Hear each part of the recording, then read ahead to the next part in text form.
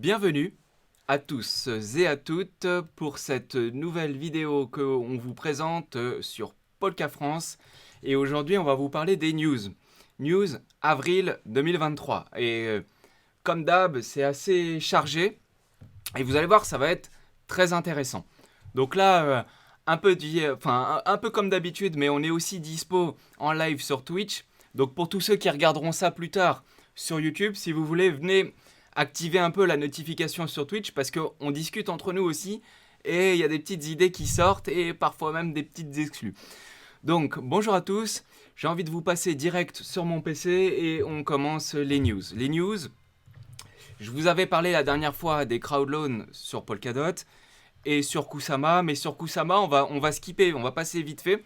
Parce que sur Kusama, n'importe qui peut avoir une parachain. Si vous voulez, ils ont laissé sur Kusama le rythme normal. Et en fait, ce qui fait que du coup, il y a beaucoup d'offres pour peu de demandes. Et donc, du coup, les projets peuvent obtenir des parachains pour pas cher. Et au final, c'est plutôt bien. Parce qu'on voit plein de projets. Et nous, ce qu'on veut, c'est qu'il y ait du flux. Et plus il y a du flux, plus ça sera positif pour le réseau. Donc, parfois, je vois bien les commentaires de la commu, sur le chat et tout ça qui disent ouais mais bon sur Kusama ça vaut tellement rien, il n'y a pas d'intérêt sur le réseau. Enfin je vois le négatif, effectivement vous avez peut-être raison, mais en tous les cas ce qui est bien c'est que il y a des nouvelles parachains tout le temps et il y a du flux. Donc nous c'est ce qu'on veut, le réseau. Parce qu'après finalement on lui dit après de l'autre côté on dit ouais mais le réseau n'est pas utilisé. Bah si il est utilisé, il y a X parachains de plein de petits projets qui sortent de nulle part. Donc ça c'est super, et puis après il y a d'autres projets qui viennent développer sur les projets qui eux-mêmes sont Layer 1. Donc ça c'est cool. Et sur Kusama on en parle un petit peu moins là en ce moment, c'est normal parce qu'on peut moins aussi parler des crowdloans. Et les crowdloans c'est là où nous la commu, parce que c'est ça le truc, on peut essayer de mettre un peu le nez dans les affaires et pour voir qu'est-ce qui pourrait fonctionner. Et là où il pourrait y avoir du potentiel, c'est quand même ça le but, c'est que les projets participent et présentent des allocations. Et les allocations, elles sont pour ceux qui veulent bien mettre en bounding, donc prêter du DOT ou du KSM sur Kusama. Et donc là, c'est ce qu'on regarde. Et comme je vous ai dit que le rythme sur Kusama il continue, donc là il y a plein de petits nouveaux projets qui viennent d'arriver et tout, mais plus personne fait en ce moment, pour l'instant du moins, de crowdloan sur Kusama puisque les parachains sont faciles à obtenir. Donc pourquoi on bloquerait des jetons ou pourquoi on donnerait des jetons alors qu'on peut le faire gratuitement? C'est tout à fait normal. Par contre, sur Polkadot, c'est une paire de manches totalement différente. Pourquoi? Parce que là, eux, ce qu'ils ont fait, c'est que la team Polkadot a été très maligne. Donc, je vous l'ai dit la dernière fois, cette fois, je vous le confirme, on a la preuve devant les yeux. Le rythme des crowdloans a été ralenti, divisé par deux. C'est-à-dire qu'avant, il y avait une crowdloan, donc une parachain, c'est-à-dire on donne un réseau, la blockchain, à un nouveau projet qui prend possession de la blockchain tous les 2 semaines, et cette fois ça a été divisé par deux, donc c'est tous les mois.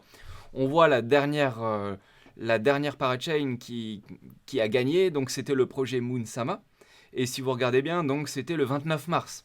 Aujourd'hui on est le 1er mai. Donc si on fait on fait une vidéo de news tous les mois, bah là en fait ça va être beaucoup plus simple pour les crowdloans, puisqu'il n'y en a qu'une par mois. Donc Moonsama la dernière fois ils ont gagné, cette fois là il y a une guerre, et ça, c'est cool, c'est ce qu'on veut, c'est exactement ce qu'on veut, et au final, le montant mis en crowdloan est élevé. Puisque là, on voit quand même, ça représente 1 million de dollars, enfin 800 et quelques, 932 000 pour PIC, ou PAC, ou PIC, je pense que ça se dit PIC. Et surtout, il y a autre chose. C'est ce que je suis en train de vous dire. Donc là, on refait le schéma. Je vous rappelle que ça fonctionne par batch de 2 crowdloans, donc de 2 parachains. C'est-à-dire que si vous voulez participer à un des projets qui est présenté là, par exemple par PIC, Invarch ou Moonsama, alors Moonsama, ils ont déjà gagné là au mois de mars, mais en fait, quand le batch commence, c'est-à-dire quand les deux, en fait, ça fonctionne par paire. Donc ça fonctionne par deux. Donc c'est-à-dire que si vous misez sur un projet, et donc on voit que là, les projets, par exemple en vert clair, PIC, et puis après en vert foncé, Invarch, on voit qu'ils ont lancé leur programme autour du 8 mars, donc 8 mars, et lui le 10, ça doit être le 8 et le 9, ou le 8 mars tous les deux, et qu'aujourd'hui on est le 1er mai, et ben en fait, ça fait presque 2 mois entre le moment où ils ont lancé et maintenant, et donc du coup, vous pouvez bloquer des jetons pour un projet qui va perdre, c'est ça qu'il faut bien comprendre. C'est que vous pouvez voter le 8 mars pour votre projet préféré, et bien souvent les projets vous proposent des, hum, des bonus si vous participez tôt. Hein. Par exemple, là sur Invarge, c'était des bonus en escalier, c'était plutôt bien fait. Et du coup, ça a motivé les gens pour participer et tout. Sauf que si vous participez le 8 mars, c'est là où potentiellement vous allez avoir le plus de gains. Mais si à la fin ils perdent, à la fin des 2 batchs, ils perdent, ce qui est possible. Hein. Alors je parle de Invarge, mais c'est pareil pour Pic, ou même pour Moonsama qui vont gagner. Ils auraient pu perdre, évidemment. Et ben en fait, vous pouvez vous retrouver vite fait avec des tokens qui sont bloqués entre le 8 mars et le 1er mai. Donc là, ça va se finir, je crois, ça se finit dans 3 jours. Donc entre le 8 mars et le 3 ou 4 mai. Donc plus de 2 mois. Enfin, quasiment 2 mois. Et au final, voilà, vous avez bloqué des jetons pendant 2 mois et vous allez les récupérer, hein, évidemment, vous les récupérez, mais par contre, avec rien du tout. Donc vous avez perdu 2 mois.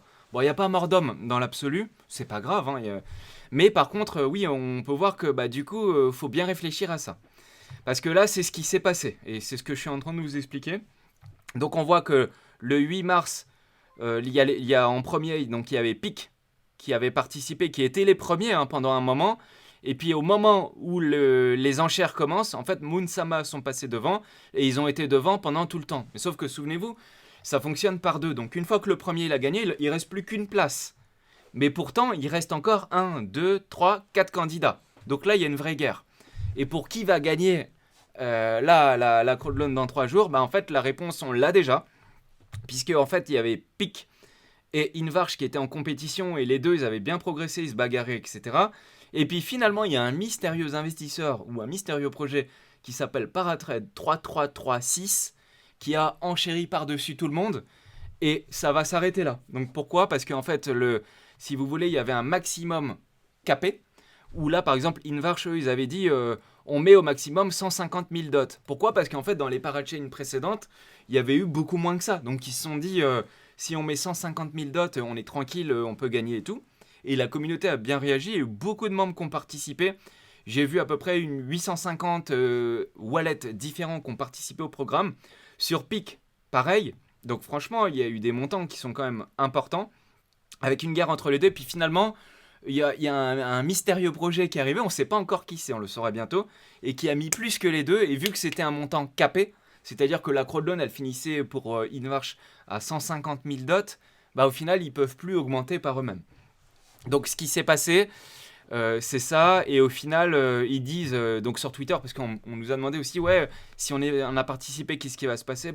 Ceux qui ont participé à la crowdloan de Pic, de Invarge et de Sora Polkadot, en fait, vous allez récupérer vos tokens, vos dots dans 3 jours, allez, disons 4 jours, 4-5 jours, vous allez les récupérer. Et là, je pense qu'il n'y a même plus de mystère, ça sera ce mystérieux projet qui a gagné. On ne sait pas trop qui c'est. Là, Zloni nous dit j'ai cru voir Akala. C'est possible. C'est possible. Il y en a qui disent moi je pense Hydra DX et Glimmer. Bon, voilà, on ne sait pas trop. On ne sait pas trop, donc. On ne sait pas trop, donc là, c'est la. Hydra DX et Glimmer, il parlait d'une autre question, Tom Norton, mais Zloni, il pense que c'est Akala. Donc voilà, on ne sait pas, on va voir. On le saura bientôt, mais en tout cas, si vous avez participé à Pic et pour Invarge, c'est dommage. Certes, mais notez qu'ils vont recommencer, parce qu'ils ont dit qu'au final, il y a plus de 1000 personnes sur plusieurs plateformes. Oui, parce qu'il y en avait à peu près 850 sur Polkadot, c'est-à-dire sur la blockchain, là où j'ai regardé en direct. Mais après, effectivement, ils ont participé sur Bifrost, je crois, et sur d'autres plateformes. Donc, effectivement, il y a plus de 1000 personnes différentes qui ont participé, ce qui est bien. Hein. Donc, au final, ça bouge. Donc, on dit... quand je peux lire, ou là, ça m'arrache les cheveux, Polkadot est mort, non, c'est pas mort, regardez, il y a 1000 personnes qui ont participé, 150 000 dots, $1 million, c'est quand même assez important. Et donc, ils disent, on a fait ça, on était bien, on gagnait et tout, mais malheureusement, on va devoir recommencer. Donc, on va devoir recommencer, ça veut dire que tous ceux qui ont participé, ça va s'arrêter là, vous allez retrouver vos dots. Donc, ceux qui ont participé sur les plateformes style... Crowdloan liquide, il faudra penser à aller les récupérer manuellement, mais pour tous les autres qui ont des contributions directes, vous les récupérez directement. Donc ça, c'est cool. Mais par contre, voilà, c'est dommage parce qu'il y en a certains qui ont participé depuis le mois de mars, et au final, on se retrouve début mai, ça peut être embêtant. Donc c'est pour ça quand Maintenant, vu que le rythme, ce que je vous disais la dernière fois, hein, il y a un mois, vu que le rythme a été réduit sur Polkadot et qu'on en a une par mois et que ça fonctionne par deux, donc si vous participez au tout début du premier batch, donc c'est-à-dire au tout début des deux premières, bah vous pouvez être bloqué pendant 2 mois, donc assurez-vous, essayez de voir si vous pensez que le projet a vraiment une chance de gagner. Parce que sinon, vous pouvez bloquer des tokens pendant 2 mois et c'est dommage, on ne gagne rien. Voilà. Donc ça, on saura bientôt qui sera ce mystérieux projet. Très intéressant. Donc là, moi, j'aimerais vous parler pour ce 1er mai de XCM V3. XCM V3, ça avance et ça avance bien. On voit là un article qui a été rédigé par Polkadot lui-même, donc le projet, qui nous explique pourquoi, comment, à quoi ça va servir, de quelle manière et tout ça. Et j'aimerais vous parler de ça là, en ce moment, parce que c'est très important. Et nous, quand on croit à ce type de projet, on croit principalement à l'interopérabilité et à la manière dont ça pourrait être utilisé, développé à grande échelle, etc. Et ça, c'est le XMV3, c'est le fer de lance. En fait, c'est quoi XMV3? C'est la manière dont les blockchains vont communiquer. Donc, aujourd'hui, pour vous expliquer grosso modo le truc, c'est qu'en ce moment, le XCM, il est pas tout à fait correctement utilisable. Il le sera très bientôt, c'est ce qu'ils disent dans l'article. Mais en attendant que ça soit vraiment opérationnel et que ça puisse être fonctionnel, bah en ce moment, les projets, ils utilisent une autre technologie pour pouvoir communiquer entre différentes blockchains. Alors quand je dis différentes blockchains, pour l'instant, on parle intra. Ok, on parle, nous, dans la sphère Kusama ou dans la sphère Polkadot. Donc ça, c'est ce qu'ils utilisent actuellement, c'est des cas. Donc vous avez peut-être pu lire ça dans des articles ou sur nos republications. HRMP, c'est la manière dont les messages sont envoyés. On s'en fout, on va pas rentrer dans le code et tout ça, mais il faut juste comprendre que c'est la manière dont les messages sont envoyés. Mais c'est une manière un peu précoce et on utilise ça parce que pour l'instant, le XMV3 il n'est pas encore opérationnel. Donc, comme ils utilisent ça, ça présente des contraintes.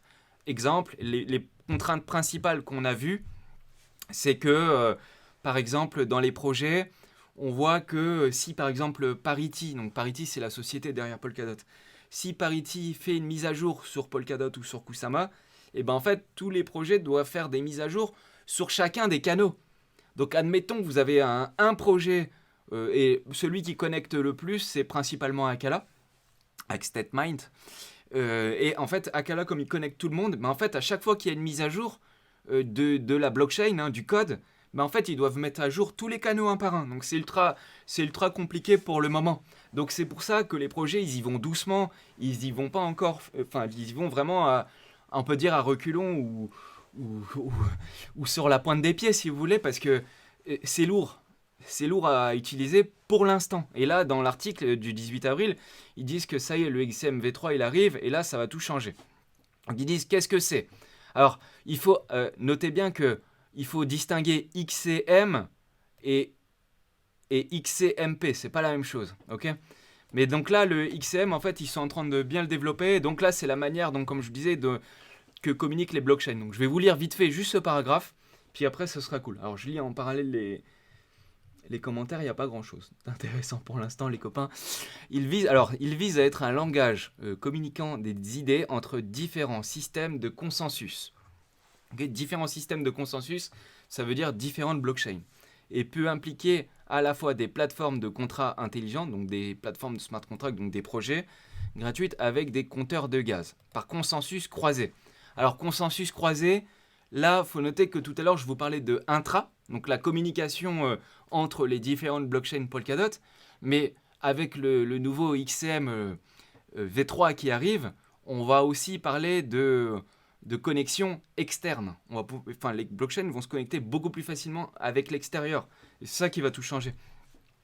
Et donc par consensus croisé, nous entendons que XCM est un langage générique et universel. Okay, donc ça veut dire que un langage, il va pouvoir communiquer avec tous les autres. Hein, c'est ça que ça veut dire. Qui ne fait aucune hypothèse. Alors si une traduction, c'est mal dit, hein, bien sûr. Sur un système de consensus particulier peut donc être utilisé entre n'importe quelle blockchain participante, système de smart contract, palette d'exécution, XM extensible, future preuve et très efficace. Donc ça marchera aussi pour les projets qui utilisent les nouveaux smart contract en WebAssembly, bah, ça sera compatible aussi, ces langages-là. Et donc, aujourd'hui, ils utilisent le HRMP, comme je vous disais. Mais là, tout va se mettre en place, notamment avec le XCMP. Donc là, la technologie actuelle qui est utilisée, c'est ça, ce qui s'appelle HRMP, mais qui est un peu lourd, ce que je vous ai expliqué à mettre en place. Et là, la suite arrive avec la V3, et la suite, ça va être XCMP. C'est des mots barbares, mais en fait, nous, on regarde le truc vraiment très simple, hein. Et en fait, le HRMP, ça va disparaître. Donc, vous voyez, ça sert à rien de s'intéresser vraiment aux trucs techniques, parce que ça va disparaître au profit du XCMP. Le XCMP, lui, va pouvoir fonctionner facilement et il n'y aura plus besoin de mettre à jour tout à chaque fois, puisque le langage, il va être universel et fonctionnel. Donc, une fois que ça sera mis en place, tout va changer. Et là, on aura une vraie interopérabilité. Je vous parle volontairement de ça parce qu'en fait, c'est ça l'avenir. Logiquement, l'avenir des blockchains, elle est là-dessus. Et on voit, en conclusion, on voit même des projets qui arrivent pour bénéficier de ça. On en parlera un petit peu plus tard, là, dans la suite du déroulé de ce que je suis en train de vous dire. Donc, par rapport à ça, on voit que ça avance, hein, clairement, parce que, alors là, c'est pareil, comme c'est des mots techniques, c'est anglais, on a le Polkadot Bridge Hub Genesis qui est en train de se mettre en place. Donc ça, c'est la team de Parity, de Polkadot, qui mettent en place leur Bridge Hub, qui va être un hub pour connecter tout ce qu'il y a derrière. Et en fait, c'est à la base de ce que je suis en train de vous expliquer juste avant. Donc, je suis en train de vous dire que le truc, il arrive. Juste derrière, on a la preuve que ça arrive, avec les votes de gouvernance et tout ça. Ils le mettent en place, avec le routing, etc. On interprète les données, le langage, tout se met en place, en fait, si vous voulez. Donc effectivement, pour certains, ça peut paraître un peu long, certes, mais ça se met en place. Il faudra voir une fois que c'est mis en place si c'est bien ou pas. Mais moi, je pense que ça va être bien. Et un truc qui est intéressant, c'est qu'au premier trimestre 2023, on a Messari qui publie les données chaque trimestre. Et justement, je vous ai parlé volontairement de ça en premier, parce que eux, quand ils commencent leur descriptif, eux-mêmes, Messari, vous parlent de ça. Ils vous disent l'adoption et les cas d'utilisation de XCM se développent. Alors quand je vous dis XCM, notez, c'est l'ensemble des technologies qu'il y a derrière. Donc là, principalement, quand ils parlent de XCM, ils parlent des anciens canaux, c'est-à-dire les canaux qui sont actifs là en ce moment. Bientôt, il y aura les nouveaux, et donc forcément, avec les nouveaux, il y en aura beaucoup plus, puisque ça sera beaucoup plus simple à utiliser pour tout le monde.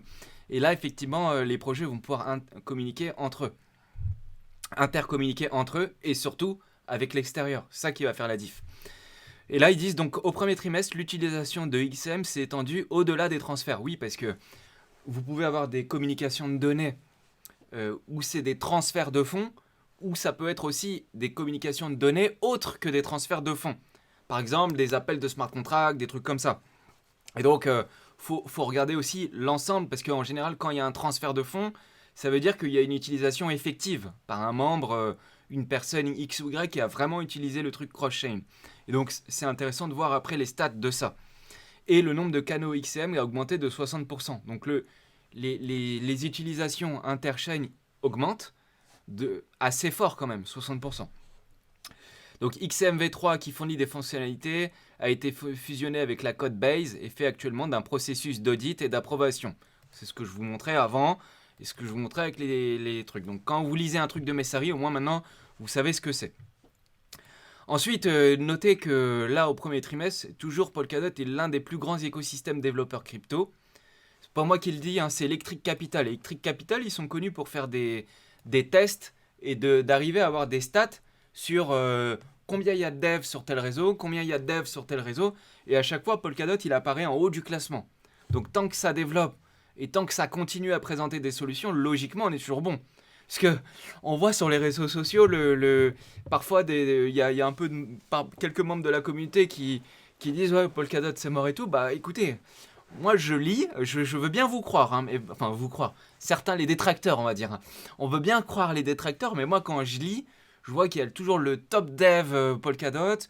L'interopérabilité, elle se met en place avec les nouvelles technologies qui sont destructrices, qui sont incroyables et tout. Donc, moi, perso, je trouve que c'est toujours bien. Plus de 750 devs à temps plein et 2000 au total. Donc là, il parle que de Dot. Hein. Il parle pas de l'écosystème tout global. Ensuite, il y a eu plein de mises à jour, de trucs et tout. Mais on va regarder quelques stats et ce qui sont intéressantes.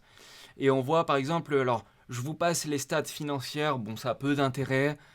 Les stats de staking et tout ça, ça a peu d'intérêt aussi parce que de toute façon c'est très stable. Mais par contre les stats du réseau, elles sont aussi intéressantes. Par exemple, on peut voir le nombre de comptes actifs daily, journaliers, donc, qui utilisent la blockchain chaque jour. Et on voit qu'au final, le nombre est stable. Et pourtant, les blockchains ont subi un fort ralentissement de manière globalisée, généraliste. Et donc, on voit qu'au final, au premier trimestre 2022, il y en avait 8000, après c'est descendu à 7000, après c'est descendu à 5000, et puis après c'est remonté au plus haut. Donc, c'est-à-dire qu'en début d'année, ça a dépassé les chiffres qu'il y avait en fin d'année, 2022, ils avaient dépassé les chiffres qu'il y avait en début d'année 2022. Et puis finalement, là, ça a rebaissé un petit peu. Ça reste grosso modo stable. Et tous les jours, il y a des nouveaux comptes. Donc tous les jours, il y a une moyenne environ de entre 1700 et 2000 comptes. Alors au début de l'année, il y en avait 3000 comptes par jour, 2000 comptes par jour. En gros, on va dire entre 1000 et 2000 comptes par jour sur Polkadot. Nouveau. Donc ça veut dire que c'est plutôt intéressant.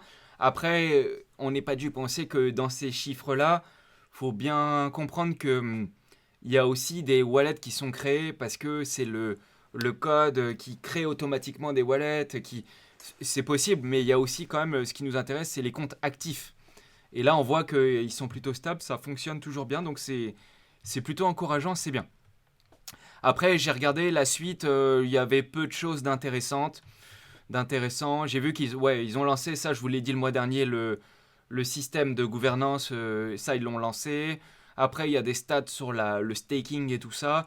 Mais pareil, on l'avait fait la dernière fois. Donc après, voilà, donc tout ça pour dire que puis ils vous font le récap, mais moi je vous le fais aussi. Donc il y a peu d'intérêt que je lise tout l'article. Mais voilà, pour vous dire que ça continue et surtout, il faut vraiment avoir les yeux sur le XM parce que je vous rappelle, le concept même de Polkadot, c'est que c'est une blockchain interopérable. C'est ça le premier truc de Polkadot, c'est blockchain interopérable. Ça veut dire quoi? Ça veut dire que un projet, il peut venir et il peut dire, proposer à tous ses clients et à ses clients de dire, bah écoute, je vous propose de vous installer, je vous mets un service en place et vous pouvez vous développer. Et du coup, la blockchain derrière propose le service et le client peut utiliser et communiquer avec les autres clients. Et donc ça, c'est bien parce on a vu pas mal de news arriver, notamment dans le domaine des jeux vidéo. Je vais vous la montrer.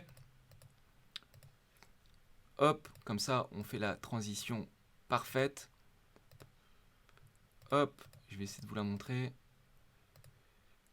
Voilà, c'est ça. Donc là, on voit qu'il y a un... Alors, je vais me mettre dans l'ordre. On voit que là, Polkadot blockchain interopérable. Donc il y a Mythical Games, qui c'est une grosse blockchain de jeux vidéo et qui présente des nouveaux jeux vidéo de nouvelle génération. Et en fait, ils avaient expliqué que donc c'est un gros acteur qui est actuellement sur Ethereum. Et en fait, ils vont quitter Ethereum pour passer sur Polkadot. Et je crois que c'est le quatrième. J'avais les stats, c'était le quatrième en termes de vente de NFT.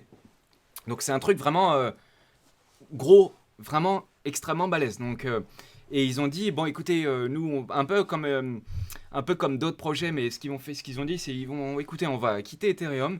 Et en fait, quand j'ai lu le déroulé, le détail de pourquoi ils ont quitté Ethereum, en fait, ils ont expliqué que Ethereum, notamment dans le domaine du gaming et des NFT, c'est trop compliqué parce qu'en fait, à chaque fois qu'il y a un échange, même un simple transfert, peut coûter 15-20 $ en ce moment.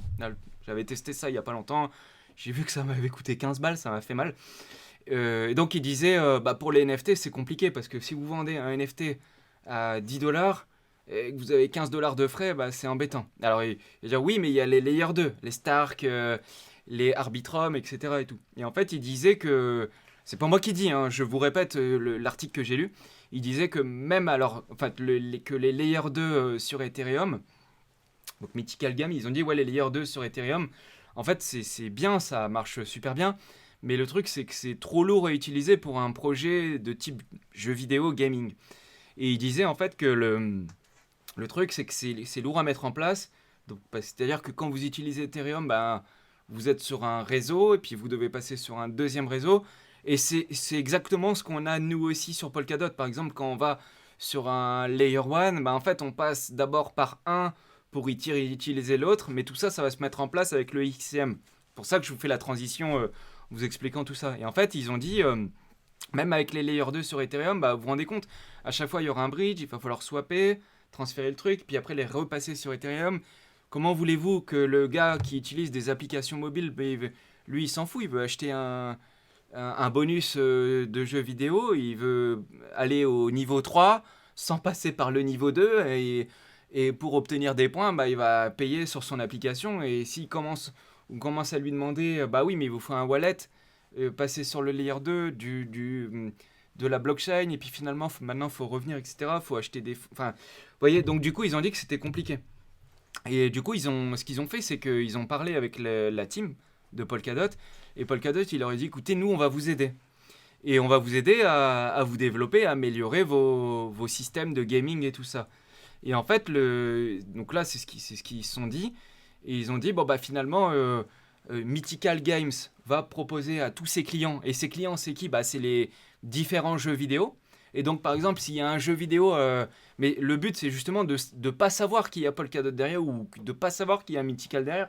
En fait, le but, c'est vous avez une application, vous jouez, vous achetez en fait un NFT sans le savoir. Et c'est ce qu'ils font les gamers aujourd'hui. Là, hier, je parlais avec un jeune, enfin un jeune. Je parlais avec un ado, il me dit ouais, j'achète des skins sur Valorant et tout. Moi, je joue pas à Valorant. Mais il me dit ouais, j'ai acheté un skin et tout. Je lui dis ouais, t'as payé combien ton skin? Il me dit bah je l'ai payé 200 balles. Je dis ah ouais quand même. Ouais mais je lui dis ouais. Il me dit oui mais j'ai joué 2000 heures sur mon jeu vidéo et j'ai acheté mon skin. Mais le skin j'ai acheté, j'ai joué, je l'ai brûlé, je l'ai saigné pendant des mois et des années. Mais une fois que je le voulais plus, qu'est-ce que j'ai fait? Je l'ai revendu. Donc en fait les gamers aujourd'hui ils utilisent déjà les NFT. Et en fait il faut que ça soit transparent. Il faut pas que le gamer il se dise ouais bah attends, il faut que j'installe un wallet, mais il faut que j'aille ensuite sur le layer 2 pour revenir ensuite sur le layer 1. Vous imaginez c'est inimaginable. Enfin, c'est impossible. Ça marche. Ça peut pas marcher comme ça. Donc, ce qu'il faut, c'est que ça soit un truc transparent.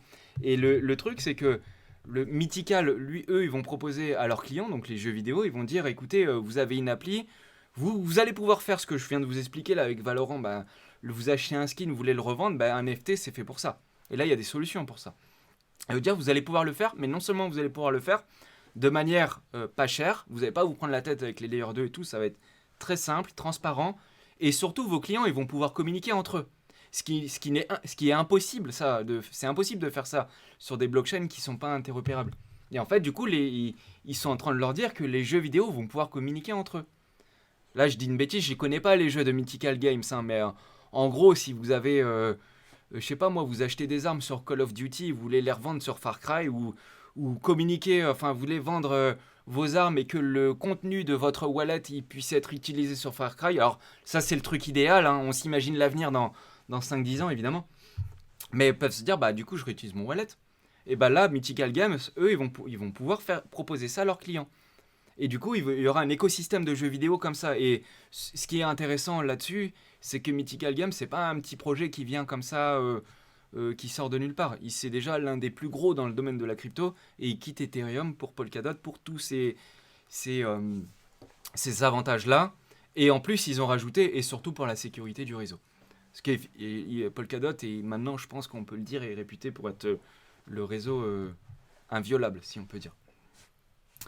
Bon voilà, donc là c'est une bonne news, ça c'est des trucs qui redonnent le moral et on voit que effectivement que bah, il y a un avenir et que c'est très intéressant parce que ça va ramener du flux et le flux c'est des gens qui vont utiliser concrètement la blockchain pour acheter, vendre des jeux vidéo et tout. Ah des jeux vidéo, des objets dans des jeux vidéo et tout. Deuxième big news, c'est One Frequency a annoncé un partenariat avec l'application de réseau social MiWi.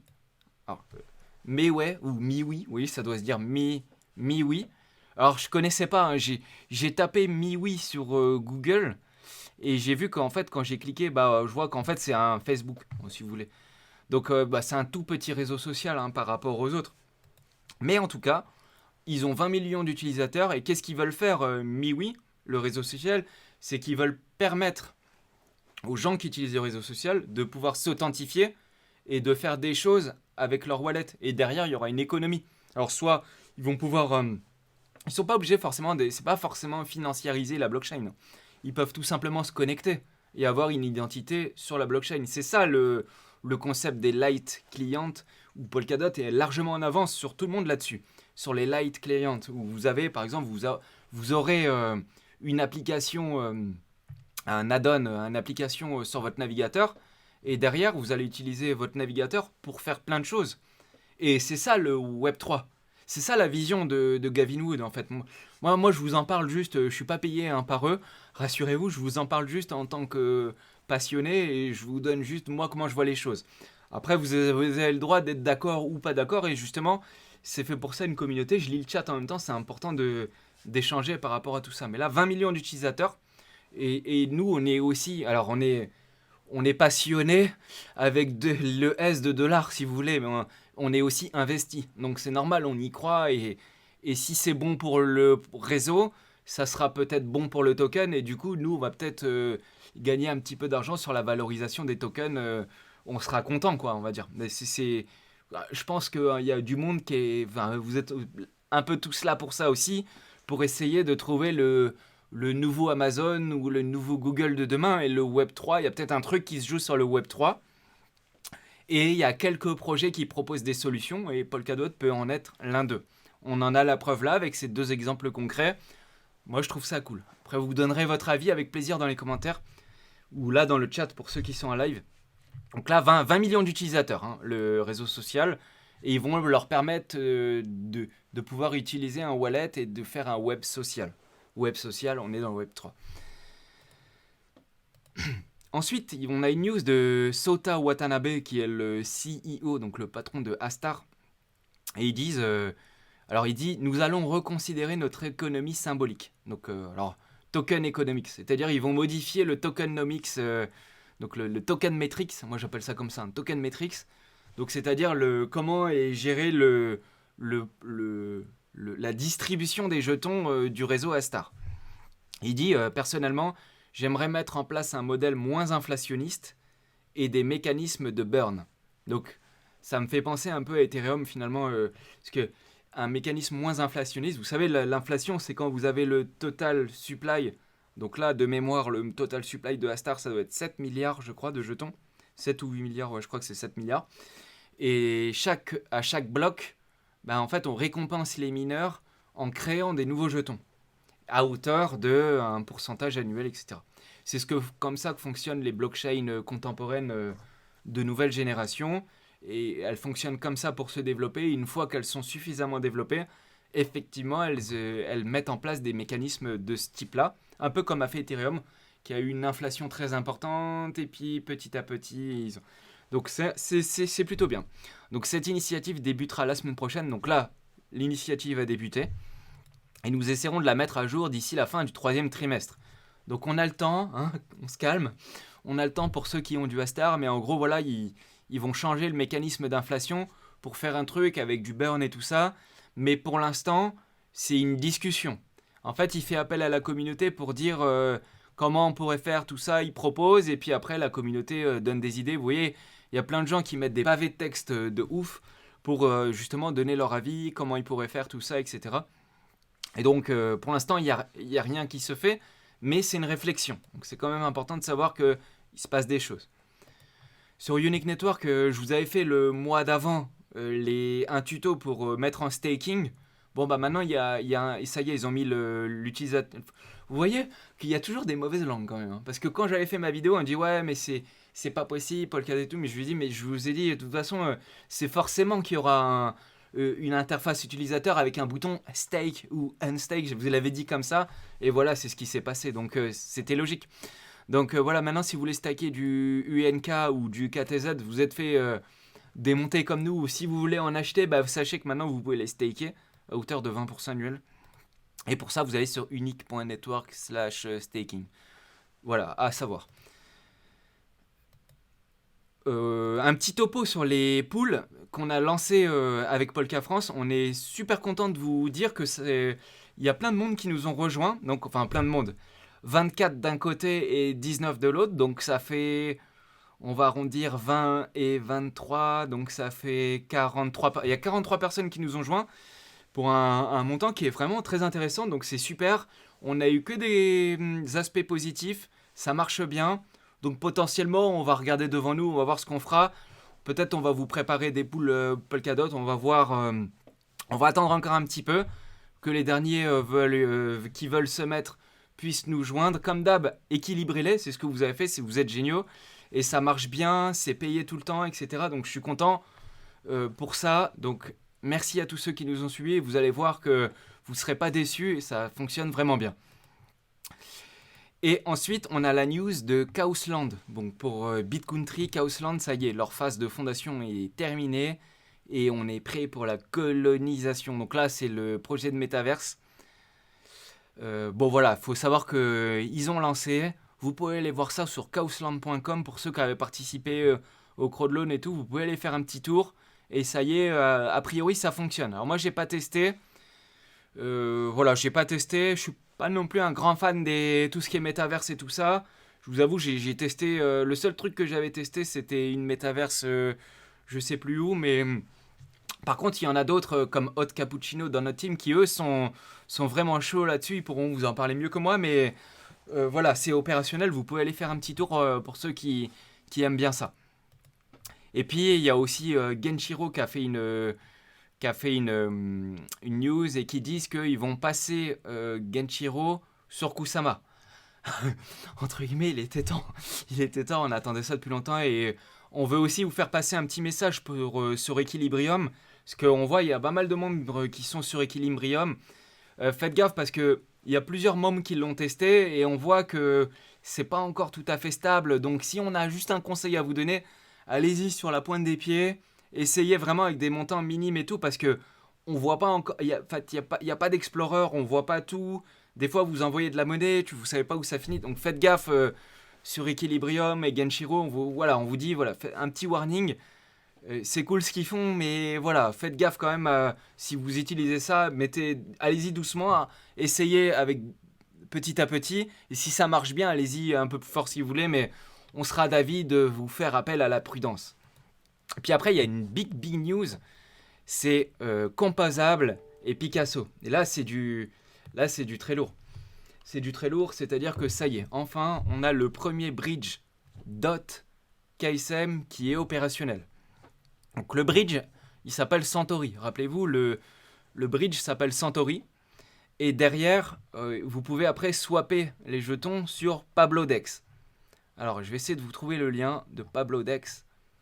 Centauri bridge. Alors, hop, là on est sur le bridge. Je vais vous montrer un petit peu comment ça marche. Et puis, alors, on va aller sur Pablodex. Pablodex. Voilà, c'est là. Hop.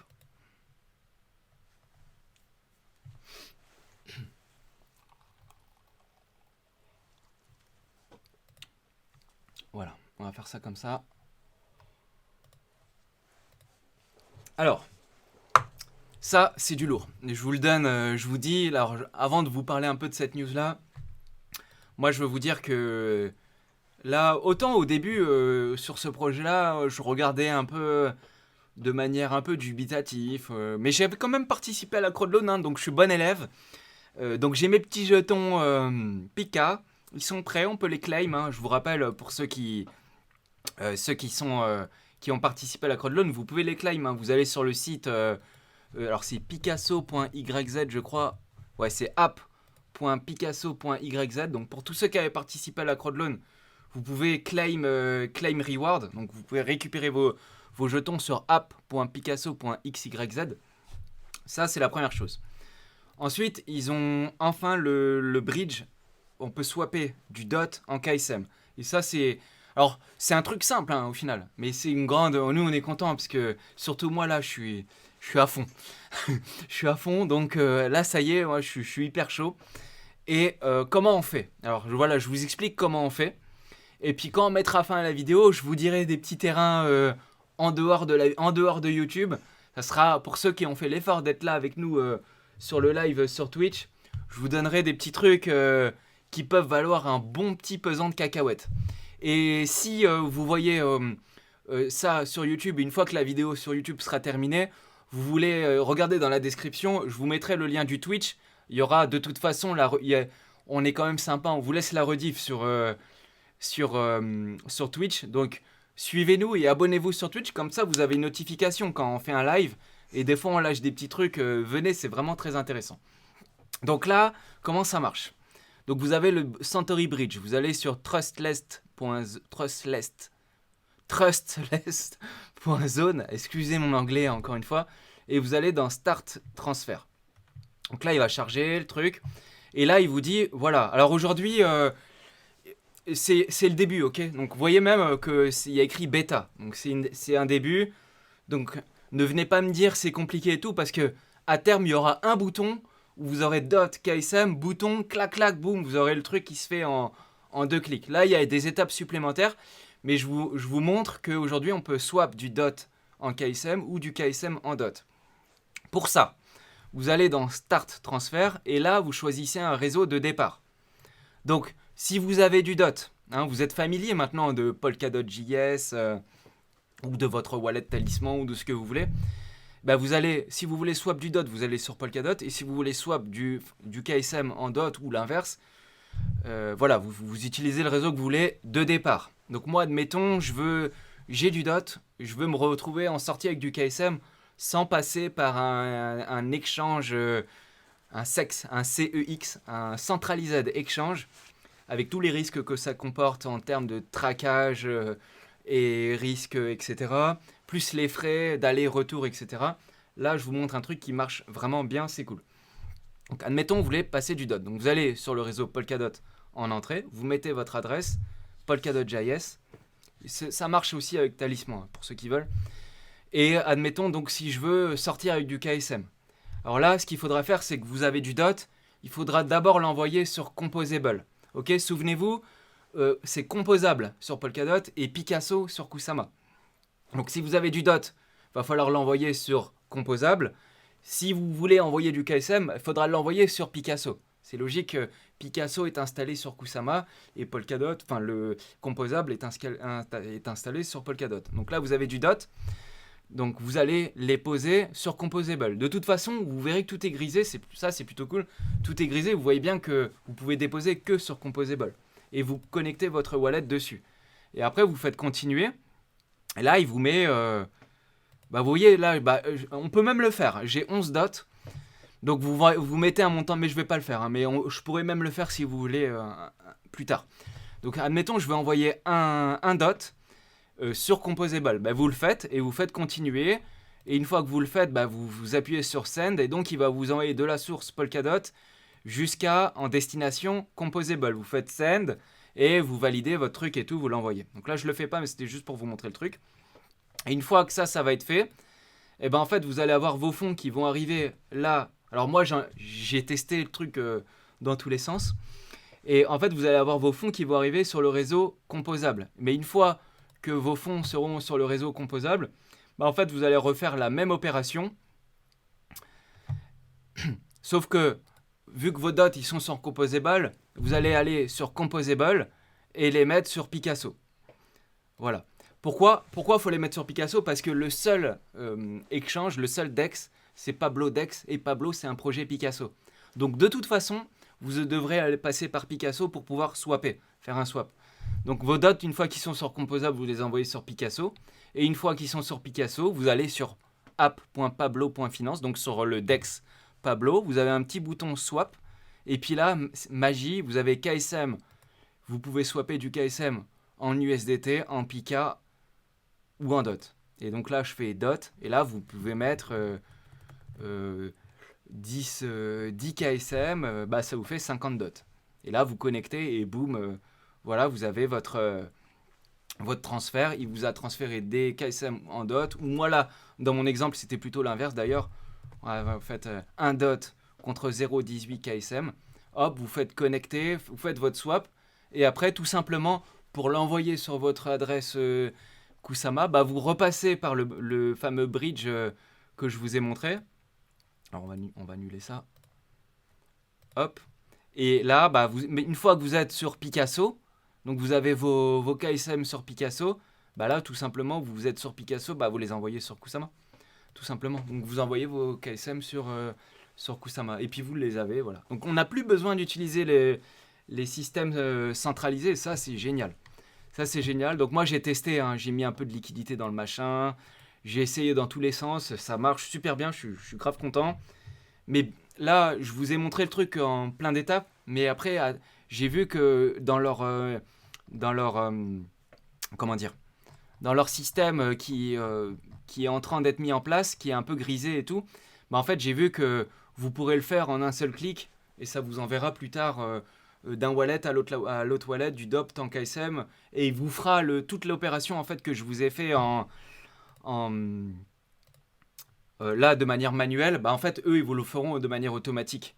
C'est un peu comme ce qu'ils nous avaient montré à l'époque quand ils le faisaient en mettant de la liquidité à partir de Polkadot et en envoyant sur le réseau Cosmos, parce que c'est ça, hein, c'est ça Composable et Picasso, c'est ça qu'ils vont faire, ils vont pouvoir connecter Cosmos et connecter NIR et connecter les autres réseaux comme ça, donc là c'est super. Donc voilà, je suis super content de vous montrer ça. Moi je suis à fond, hein. Je suis à fond, donc je vois le truc, je vois que c'est... Alors c'est pas compliqué hein, ce qu'ils ont fait au final, mais ça fait du bien, ça marche premier coup, il n'y a pas eu de bavure, le truc est clean, j'ai essayé dans tous les sens, franchement je suis super content. J'espère que vous aussi. Voilà, si vous avez vu cette vidéo, ça vous a plu, petit pouce. Je vous dis, là je parle pour YouTube, vous pouvez vous abonner et cliquer sur la cloche. Maintenant nous on va parler un peu sur Discord des petits plans qui peuvent se passer. Et si vous voulez voir ça, bah, lien dans la description. Vous allez il y a la rediff, vous regarderez là juste la fin, comme ça vous serez tranquille. Et venez vous abonner, comme ça on vous retrouvera au prochain live. Allez, salut YouTube, à bientôt.